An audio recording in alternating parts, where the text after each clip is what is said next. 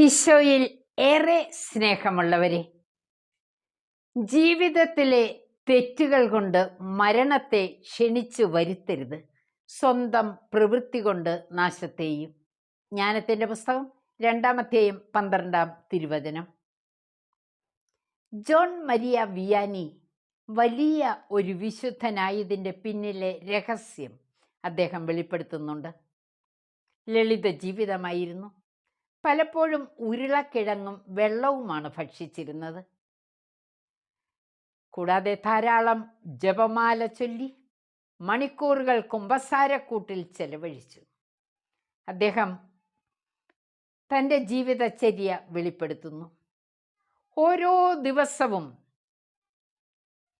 അന്നത്തെ പ്രവൃത്തികളെക്കുറിച്ച് ചിന്തിക്കും.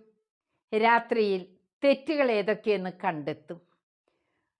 ഒരു ആഴ്ച അവസാനിക്കുമ്പോൾ ആ ആഴ്ചയിലെ എല്ലാ ദിവസത്തെയും ഇങ്ങനെ വീണ്ടും ഒന്ന് പരിശോധിക്കും. മാസാവസാനത്തിലും ഇത് ചെയ്യും. വർഷാവസാനത്തിലും അദ്ദേഹം സ്വയം പരിശോധിച്ചു. ഇങ്ങനെ മുന്നോട്ട് പോയപ്പോൾ അദ്ദേഹത്തിൻ്റെ ജീവിതത്തിൽ പാപം ഇല്ലാതെയായി. ജോൺ മരിയ വിയാനി നമ്മോട് തരുന്ന സന്ദേശവും ഇതുതന്നെ. നമുക്ക് സ്വർഗയാത്ര സാധിക്കണ്ടേ?